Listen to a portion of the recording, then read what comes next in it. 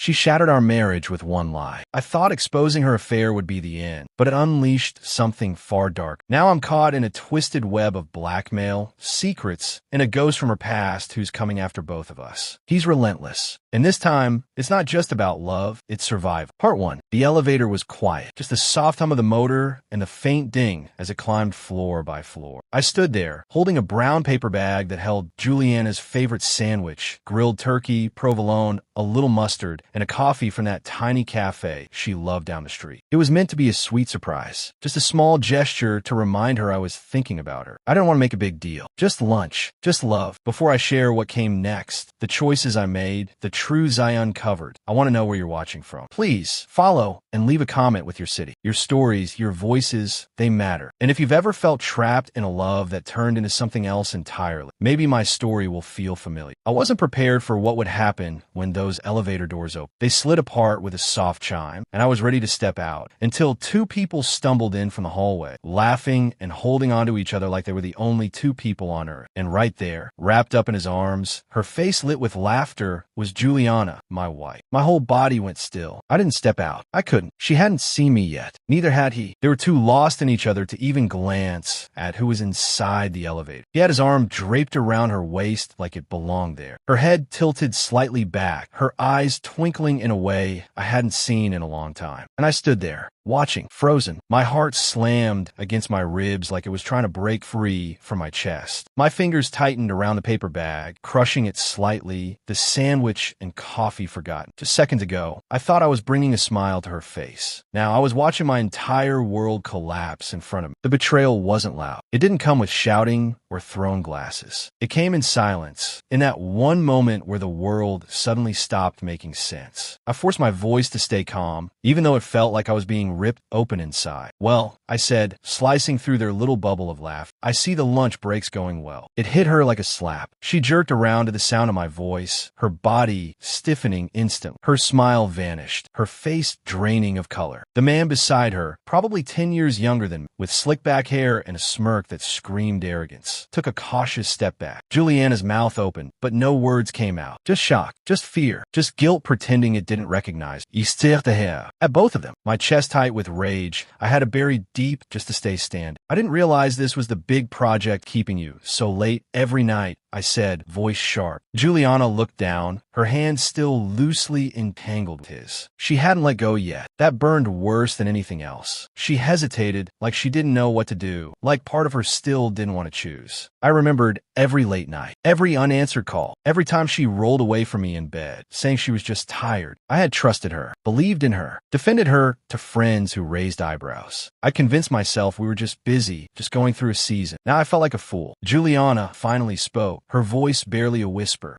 The man stepped forward, trying to play diplomat. Look, man, I didn't know she was married. She told me. Oh, did she now? I interrupted, eyes narrowing. And what exactly did she tell you, huh? That I was out of the picture? That we were done? He opened his mouth, but didn't speak. Just shifted uncomfortably. Juliana finally dropped his hand and stepped toward me, arms half extended like she wanted to touch me. I stepped back.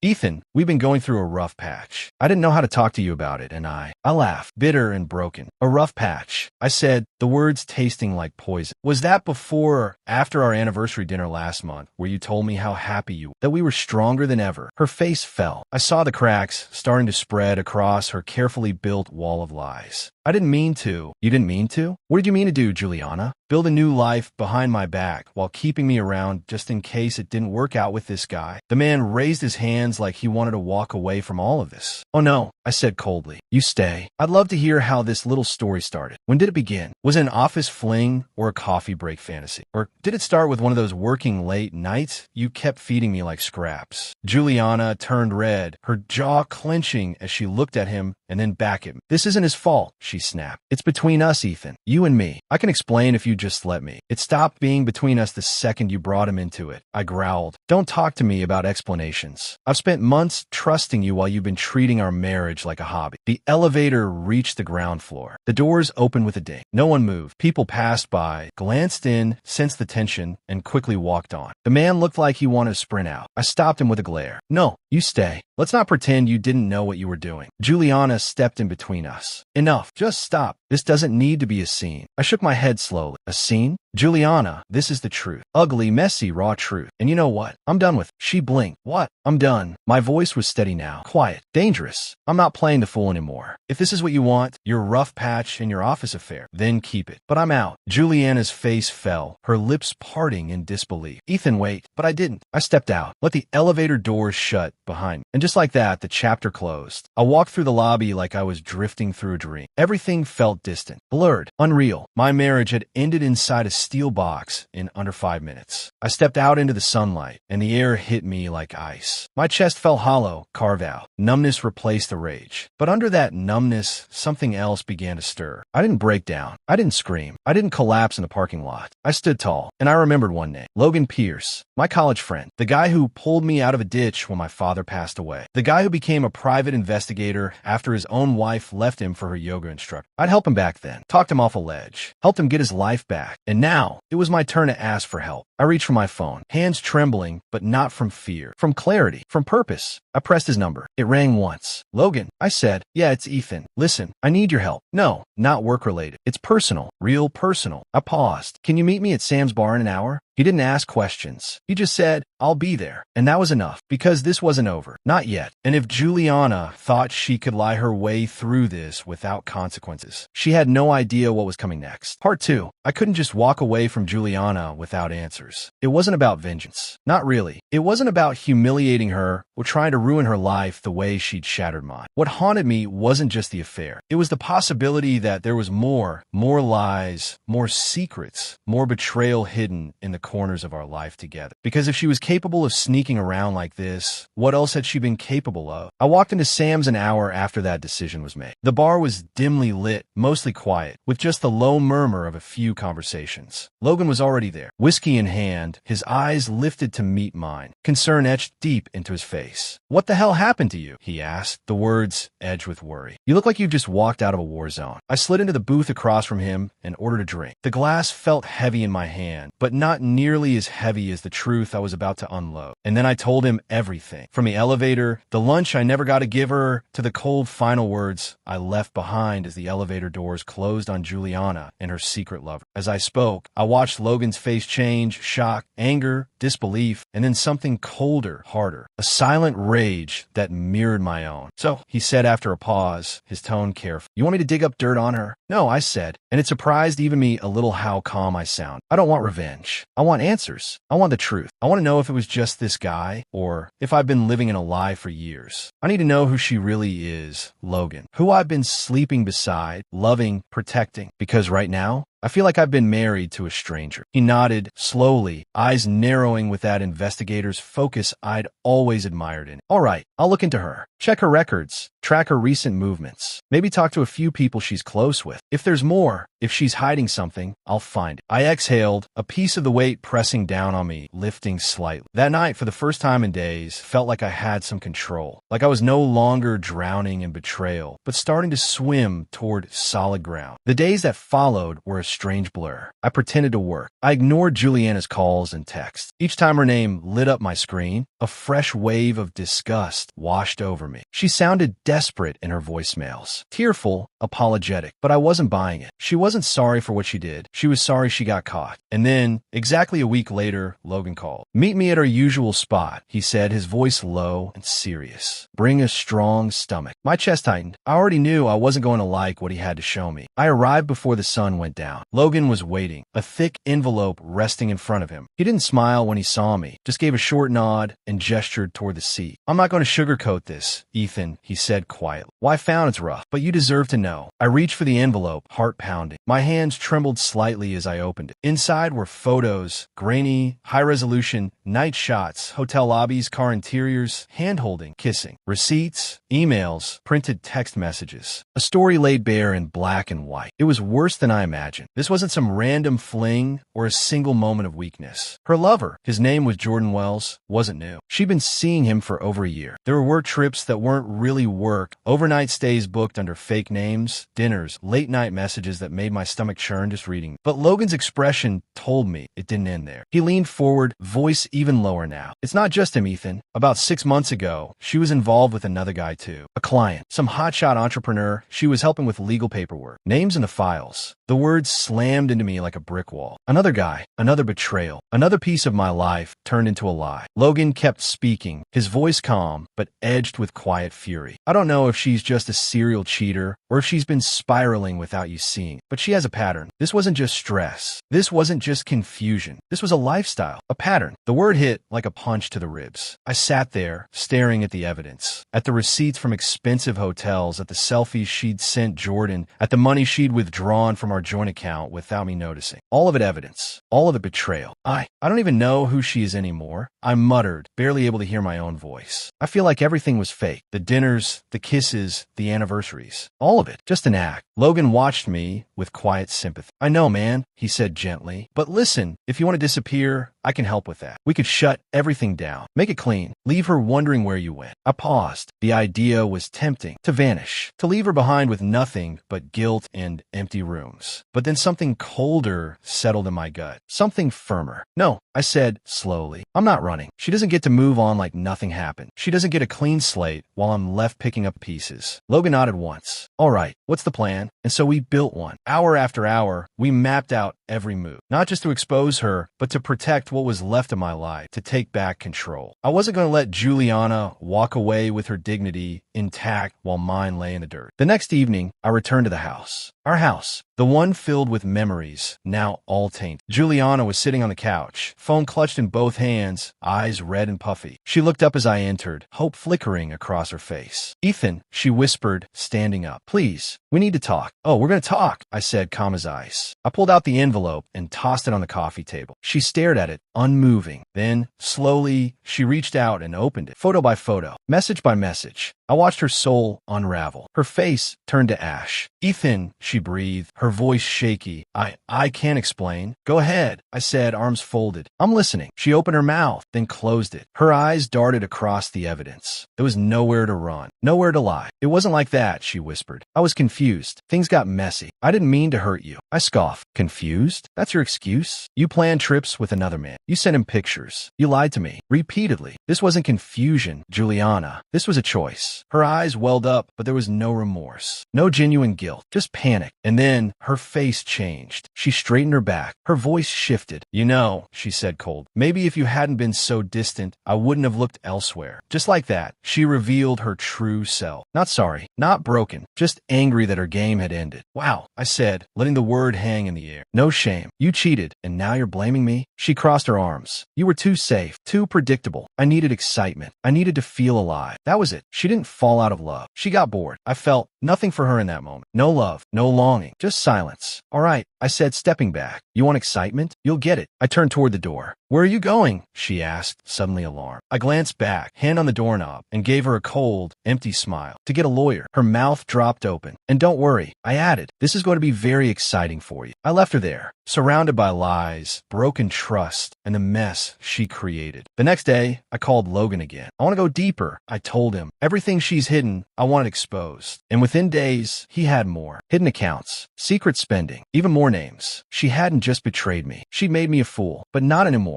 This wasn't about payback. It was about reclaiming my life. One truth at a time. Part 3. The storm I'd been carrying in my chest for weeks had finally begun to settle. Not because I had found peace, but because I had found purpose. This wasn't just about punishing Juliana. It wasn't about revenge anymore. It was about reclaiming my life piece by piece and making sure she never stole another shred of my dignity. 2 weeks after the evidence came crashing down on her, we met for mediation. She walked in like nothing had happened. Juliana Rayner, the woman who had betrayed me, was dressed in perfection. Polished hair, designer heels, flawless makeup. Like she believed that if she looked untouchable, the truth would somehow bounce off her. Beside her sat her lawyer, a sharp-tongued man in a $1,000 suit who looked like he practiced deception more than law. His smirk was the first thing I saw. He thought this was going to be easy, that I would come in broken, passive, ready to compromise. But what neither of them knew was that I wasn't here to plead or negotiate. I came armed with the truth. As soon as the mediation started, I laid it all out. Emails, receipts, phone records, photos, lies unspooled like threads unraveling a carefully stitched lie. And with every passing doc, Juliana's expression changed. Her confidence wavered. Her perfect composure cracked. Her lawyer's smirk faded. His posture stiffened. He leaned over to whisper urgently into her ear more than once. They thought they had the upper hand. They were wrong. I turned toward her. My voice trembled for the first time, not with weakness, but with everything I'd held in since the day I found her in that elevator, entangled in another man's arms. Juliana, I said, leaning forward, eyes locked on hers, please don't do this. Let's not drag this out. You already made your choice when you threw away our marriage. All I'm asking now is that you accept the consequences. She didn't answer. Couldn't maybe. Her lawyer cleared his throat quickly, suggesting we take a short break. I left the room, breathing in the crisp hallway air, letting the tension roll off my shoulders like rain off glass. For the first time in weeks, I felt light, free. But as I moved toward the exit, the soft click of heels behind me pulled me back into the fire. Juliana. She approached with wide eyes, her confidence gone. She looked small, afraid, not angry, not manipulative, not cold, afraid. "What else do you have on me, Ethan?" she asked, voice trembled. "Please, what else did you find?" There was a desperation in her tone I hadn't heard before. It wasn't fake. It wasn't rehearsed. It was real. That was the part that threw me. For a moment, I debated whether to answer, whether to tell her the truth, or let her drown in her own imagination. But something inside me, some stubborn fragment of the man who once loved her, wanted her to understand. Not for her sake, but for mine. "Enough," I said, voice level and quiet. "Enough to make sure you don't get to twist this story. Enough to ensure you never get to hurt me again." She opened her mouth, but for once, there were no words. Only silence. And in that silence, I found closure. I didn't need an apology anymore. I didn't need her tears. I didn't need to know why. I was done. I walked out of that building without looking back. The sky had begun to darken, a cool breeze dancing over my face. And with every step I took, I felt the weight lift from my chest. The bitterness, the anger, the pain, gone. All that remained was resolve. I was free. A month passed. I found a small apartment across town. Nothing fancy, but mine. I painted the walls myself, filled it with new furniture, rearranged my routines, went to new coffee shops, joined a gym, and started therapy. I was rebuilding. Juliana's name barely came up in conversation. Logan and I met occasionally, always steering away from the topic unless I brought it up. For the first time in years, my life was mine. And then came the message. "Ethan, can we talk? Please. Just once. It's important." I stared at the screen for a long time. Every instinct in me said no, that there was nothing left to say, that she had her chance and burned it to ashes. But still, something in that message wouldn't leave me alone. Curiosity? Maybe. Foolishness? Possibly. Whatever it was, it drove me to agree, against all logic. We met the next evening at a quiet coffee shop we used to go to. A small place with worn wooden floors and mismatched chairs. The kind of place where memories still lingered in the corners. She was already there, and she looked different. Her face was pale, eyes rimmed with exhaustion. She had lost weight, and the confident posture she always carried was gone. The woman before me wasn't the one-eyed face during mediation. This one looked haunted. "Ethan," she whispered when I sat down. "Thank you for coming." I said nothing, just nodded. "Waiting, watching. I need to tell you something," she said, glancing around as if someone might be listening. "Something I didn't want you to find out this way." "Then don't waste time," I said sharply. "Say it." She wrung her hands, breathing heavily. "There's more," she said, her voice barely audible. "More than what you found out. Jordan, he's not who you think he is." I tensed at the sound of that name. Jordan Wells, the smug man from the elevator. The man who had looked me in the eye while wrapping his arm around my wife. "He's been blackmailing me," she said, "for months. He found out about the other man, the one before him. He threatened to tell you everything if I didn't keep seeing him." I blinked, unsure if I had heard her right. "Blackmail," I repeated. "You're saying Jordan forced you into this?" "It started that way," she replied quickly. "But then he wanted more. He started accessing my accounts. He stole money. He made threats." I stared at her, trying to read her face. This wasn't the Juliana I knew, and it wasn't the one I hated either. This woman was scared. "Why didn't you tell me this before?" I asked, anger rising again. "Why not go to the police? Why let me find out the way I did?" "Because he's dangerous," she said, voice breaking. "He knows things, not just about me, about you too. That stopped me. What could he possibly know about me?" I asked. "I have no secrets." She hesitated, biting her lip, glancing around again. "He's been digging into your past, your work, your family. I don't know how, but he's found things. He said he could destroy your career." My breath caught. How much of this was true? Had Jordan really infiltrated my life too? Or was this just another attempt to manipulate? But something in her eyes told me this wasn't a trick. She wasn't here to win me back. She was here because she was cornered. What do you want from me? I asked, my voice low. I need your help, she whispered. He's already ruined so much. If he exposes everything, we both go down. I don't know who else to turn to. For a long moment, I said nothing. Every part of me wanted to walk away, to let her deal with the consequences of her choices. But I couldn't shake the image of Jordan in that elevator, his arrogance, his control, his complete lack of shame. If this man thought he could use Juliana to manipulate me too, he made a serious mistake. I'll help you, I said finally, but not for you, for me. A single tear rolled down her cheek. Thank you, Ethan. Just be careful. He's not what he seems. I stood, leaving her there. I wasn't doing this out of love or pity. I was doing this because a line had been crossed, and this time I wasn't backing down. As I walked into the night, the fire inside me reignited. This wasn't just about betrayal anymore. It was war, and I was ready for it. Part 4. I was finished playing the nice guy. That version of me, the forgiving husband, the patient man, was long gone. What remained was someone colder, sharper, a man who had been burned too many times and finally chose to step into the fire himself. As soon as I walked out of that coffee shop where Juliana had confessed everything about Jordan Wells, I didn't go home. I didn't sleep. I called Logan. I need you, I told him. It was late, but he didn't hesitate. Logan Pierce was more than just an old friend. He was the kind of man you call when you're standing at the edge, staring into chaos, and you need someone who knows how to walk through it without flinching. I laid it all out for him. The blackmail, the threats, Juliana's stolen funds, the fear in her eyes. When I finished, there was a long pause on the other end of the line. It sounds insane, I admitted, but if even half of what she said is true, we're not just talking about a cheater anymore. We're talking about a predator. Logan's voice was calm, but firm. I've heard stories about guys like Jordan. They charm their way into your life, dig into your vulnerabilities, then bleed you dry and vanish. He won't be easy to catch, Ethan, but if he's playing this many games, he's bound to have left footprints. Then let's find them. 3 days later, Logan called back. His voice was more tense than usual. I've got something, he said. Jordan Wells. He's not just some charming con man. This guy's been on a few radars for a while, mostly private firms and a couple of international watchdogs. Nothing concrete, but there's a pattern. My pulse picked up. What kind of pattern? He gets close to people, usually women, high earners, corporate types, the kind with a lot to lose. He builds trust, finds their secrets, then uses those secrets to manipulate, financially, emotionally, sometimes even legally. I sat in silence, absorbing every word. So Juliana wasn't his first. Not even close, Logan said. He's left a trail across 3 states. Fake names, offshore accounts, shell businesses. And get this, Juliana's been wiring money to one of them. Regular payments, thousands every month. My stomach twisted. How much? Enough to drain her savings, her investments, even dipped into your joint account months before you found out. I clenched my jaw. She was feeding him while lying to my face, and he was probably laughing while he took it. There was a long pause. I stared at the wall in my apartment, the weight of it pressing against my chest. What do we do? I finally asked. We flipped the script, Logan said, voice steady. He's gotten this far by staying in the shadows, but no one pulls strings without getting tangled. He's made enemies, Ethan. We just need to find the right one. The next week was a blur of research and planning. Logan worked his contacts, combed through online databases, pulled strings I didn't know he had. He brought in a small team of private security professionals, former military, tech-savvy, clean. And slowly, Jordan's world began to unravel. We found ex-partners, bankrupt victims, buried lawsuits. But the jackpot came late one night. Logan called me at 1 a.m. His voice was electric with adrenaline. I got him. I sat up in bed. What do you mean? Jordan's not just a blackmailer. He's been laundering money for a low-level criminal syndicate out of Chicago. He's been skimming their funds, hiding money in offshore accounts. And now they are onto him. So he's got the mob breathing down his neck? Exactly. And from what I've heard, they're not known for second chances. A grim satisfaction settled in my chest. For the first time, Jordan Wells was vulnerable, and we were going to use that. The next morning, I reached out to Juliana. I kept it vague, told her I had something, that we could stop him, that she needed to trust me just this once. She looked hollow when we met, exhausted, frightened, barely holding herself together. I don't know if I can face him again, she said quietly as we sat on a bench in a public park. You don't know what he's capable of, Ethan. He's dangerous. I know exactly what he's capable of, I replied, voice calm. That's why this is the only way. If we bait him into meeting We can catch him in the act. He won't see it coming. Juliana hesitated. Her fingers trembled. But after a long silence, she nodded. I'll do it. That night, everything was set. Logan's team was positioned in a nearby cafe with wireless receivers. Hidden cameras were embedded in a lamppost and a trash bin near the bench. Juliana wore a small mic in her collar. We had eyes, ears, and backup ready in every direction. I sat in a van parked down the street, heart pounding in my chest as I listened to the live feed of Juliana's breathing. Then Jordan arrived, smooth, confident, wearing that same arrogant smirk I remembered from the elevator. He slid onto the bench beside her like it was any other evening stroll. Juliana, he said with mock warmth, didn't think you had it in you. I was starting to believe I'd have to pay your ex a little visit after all. Juliana's voice shook, but she stayed strong. I have the money. One final payment. After this, you're done. You don't contact me. You don't contact Ethan. You disappear. Jordan chuckled. Oh, Juliana, he whispered. You still don't get it. I own you. You think I'm just going to take your money and leave? No,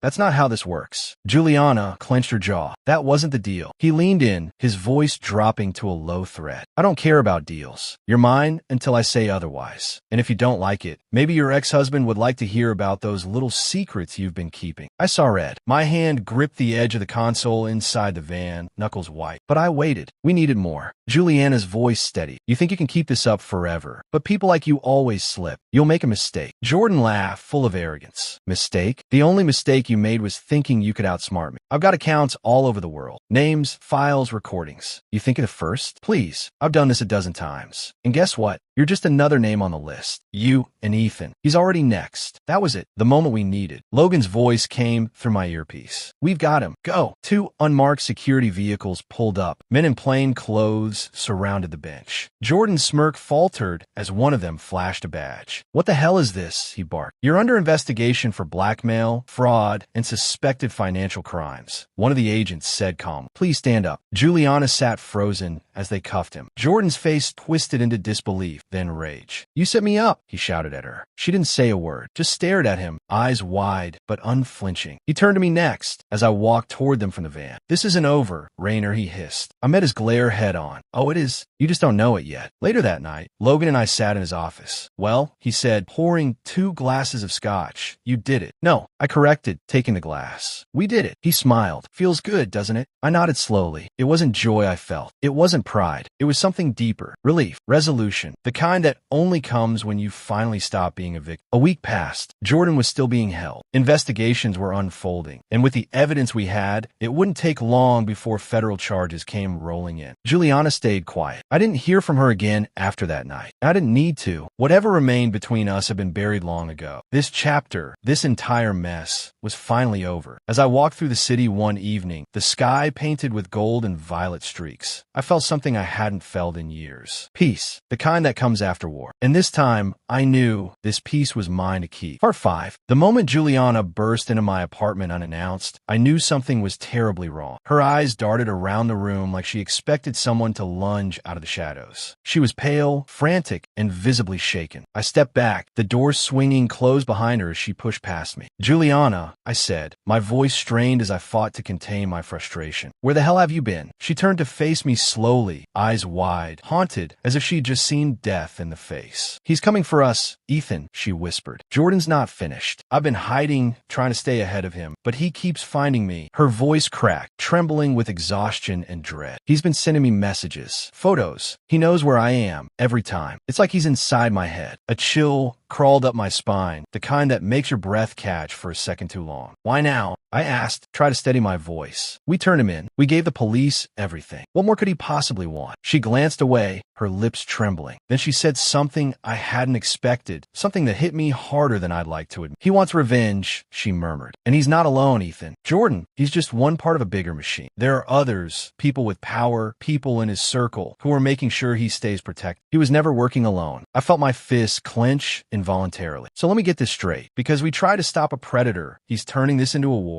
Her voice dropped even lower, filled with the kind of shame you only hear when someone finally admits they're in too deep. I didn't tell you everything, she confessed. Jordan, he knows things about me, my family, the people I used to work with, the ones I owed money to. I thought I'd left that behind, but I never really escaped. Her eyes met mine again. He's using it all, Ethan. Everything he knows about both of us. He's playing us. I stared at her, the words tumbling around my mind like jagged glass. I thought I was done, that I could finally move forward. But Jordan, no. Whoever the hell he really was had found a way to sink his claws back. Why now? I asked again, this time with a quieter rage. You had time, Juliana. You could have come clean when all this started. I know, she said, her voice breaking. I wanted to, but I was scared. I thought I could fix it before it got worse. I thought I could protect. I looked at her, really looked at her. She was worn down, shadows under her eyes, fear etched into her every breath. I didn't trust her, not fully, but fear like that, you can't fake it. What do we do? I asked, the question heavy between us. Her answer was one I never expected. We have to disappear, she said quietly. Change everything. Walk away from our lives before it's too late. Disappear. Walk away. Leave everything I'd built, everyone I knew behind. It was terrifying and strangely freeing. But before I could even respond, my phone buzzed on the counter. I walked over, picked it up, froze. The message was from an unknown number. You can't hide from me, Ethan. I know where you are. I know who you're with. My heart pounded. I slowly turned the screen toward Juliana. She nodded. I got the same one. Without another word, I grabbed my keys and motioned for her to follow. We're not disappearing. Not yet. If he wants a game, fine. But I'm not going down without ending this. We drove straight to Logan's place. He opened the door in a t-shirt and jeans, his face filled with alarm as soon as he saw Juliana standing next to me. You're back together? He asked sharply. No, I replied, but she brought more trouble. I showed him the message. Logan's face darkened. This guy, he's relentless. But if he's tracking you that closely, he's getting sloppy. That's our advantage. We huddled around his dining table, hashing out the plan. It had to be airtight. We'd lure Jordan out, make him feel safe, confident, untouchable, and then we'd crush him. We wouldn't just get him arrested. We'd corner him so thoroughly, so decisively. He couldn't breathe without us knowing. The trap was risky. It would take every ounce of courage Juliana had left. The following night, she reached out to him. A carefully crafted message. Just the right balance of fear and surrender. She told him she had one final payment. That she was tired, broken. That she just wanted out. He bought it. They set the meeting for midnight in a parking garage beneath an old office building downtown. One of his preferred haunts. Logan had his team in position. Hidden surveillance, undercover officers, backup on standby. I sat in the shadows, just out of sight, earpiece in, listening to every breath. Juliana sat on the edge of a concrete plant, shivering despite the summer heat. Her hands trembled as she waited. Then we heard footsteps, measured, arrogant. Jordan appeared, smug as ever, dark jacket, expensive watch, his presence oozing manipulation. He walked straight up to her, that predator's smile glued to his face. I knew you'd come around, he said smoothly. I'm done, Jordan, Juliana said, voice shaking. This is it. He laughed. Oh, sweetheart, you've never been done. You belong to me. I held my breath, waiting. You see, he continued, you and Ethan, you thought you could outsmart me, but you've barely scratched the surface. I have dirt on people you don't even know exist. You think this end with a few threats. Juliana looked away. I brought the money. He stepped closer. Good girl. Now hand it over, and I'll think about easing up. That's when I stepped into the light. Jordan turned and froze. His smirk vanished. He hissed. Surprise, I said calmly. Didn't expect me to show up for the finale? His eyes flickered wildly between me and Juliana. You set me up. She stood slowly, just returning the favor. The signal was given. Logan's team moved in fast. Before Jordan could run, they were on him, guns drawn, zip ties snapping. He shouted, cursed, thrashed, but it was no use. You think this is over, Raynor? He spat as they dragged him away. You're a dead man walking. I stepped toward him, lowering my voice so only he could hear. No, Jordan, you are. They shoved him into the back of the car and slammed the door. And just like that, it was over. Or so I thought. Juliana and I stood in silence. She looked at me, eyes glassy with unshed tears. I'm sorry, she whispered. I know you are, I said. But that doesn't change anything. Without another word, she walked away. I let her go. I didn't follow. I drove home, poured myself a drink, and sat in the dark, listening to the silence like it was a bomb. But just as the calm began to settle in, my phone buzzed. A message. Unknown number. Nice try, Ethan. Sleep tight. My heart dropped. I called Logan immediately. He answered, voice tight with urgency. Ethan, it's not over. We ran as Prince. His real name isn't Jordan Wells. What? His real name is Ethan Sharp. He's been using aliases for years. Dozens of them. High-level blackmail rings, extortion, mob ties. Every person who's ever gone gone against him. Gone. No trace. Disappeared. I felt the blood drain from my face. He's still playing the game, Logan said grimly. And now, you're the final piece. As I stared out the window into the pitch black night, the shadows seemed to move. The silence didn't comfort me anymore, because now I wasn't free. Now I was being hunted. And this story wasn't over.